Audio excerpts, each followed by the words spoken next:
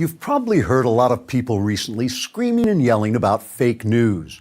Charges fly from all points on the political spectrum. This story is mistaken. It's fake news. That statement is incorrect. It's fake news. But to my mind, these arguments miss the point. Mainstream American news is all fake because the major news outlets are so consistently biased toward the left that whether any given story they report is factual or not, their overall reportage is essentially leftist propaganda.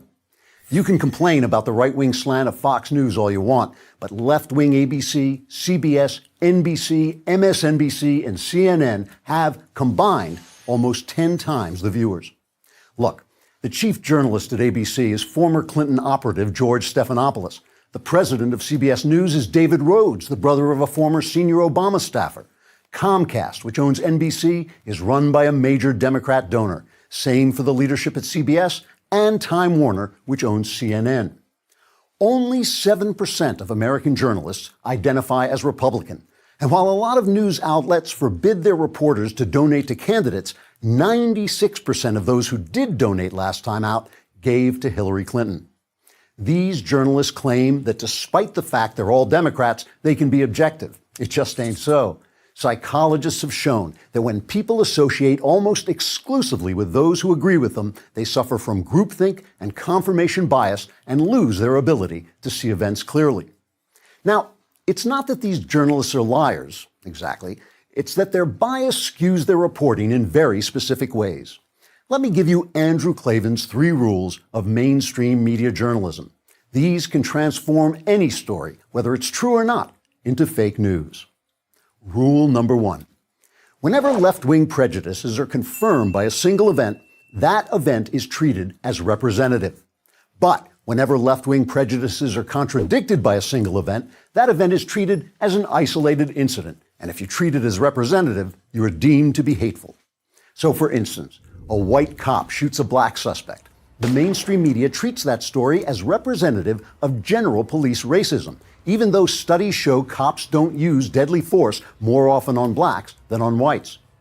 On the other hand, if a Muslim commits an act of terrorism and someone is bold enough to point out that the terrorist act is in fact representative of the daily acts of Muslim terror around the world, this is considered Islamophobic. The leftist media cherry picks when an event illustrates a larger narrative. That's fake news. Rule number 2. When a scandal breaks on the right, the news is the scandal. When a scandal breaks on the left, the news is who wrongfully disclosed that scandalous information. Thus, when the media wanted to raise suspicions that Donald Trump was somehow in league with the Russians, they freely quoted illegally leaked information from intelligence sources. But when Congressman Devin Nunes announced he had information that the Obama administration might have misused intelligence against Donald Trump's transition team, the story became, how did Nunes get that information? And did he do it legally? The scandal meter is heavily weighted to fall to the right. Fake news. Rule number 3. Individual extremists on the right are highlighted, but the overall extremism of the left is ignored. In one of the fakest fake news stories in recent history, the mainstream media rose up as one to tar conservative Tea Party members as racist, when all they really wanted were lower taxes and less government spending. Reporters gave the Tea Party disparaging nicknames, represented their almost universally peaceful gatherings as ugly and violent. And whenever an individual Tea Partier said something wrong, it was cited as evidence that the movement itself was tainted. Meanwhile, the continually violent, vandalizing, anti-Semitic socialist movement that went by the name of Occupy Wall Street was hailed by journalists as an important social development, right up to the moment it vanished without a trace, except for the piles of litter its protesters left behind. Peaceful Tea Partiers wanted the small government prescribed by the Constitution, so they were radicals. Violent occupiers wanted the widespread government intrusion of socialism, so they were heroes. Very fake news.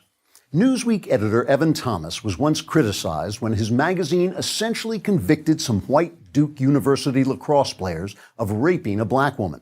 A rape, it turns out, they did not commit because it didn't happen.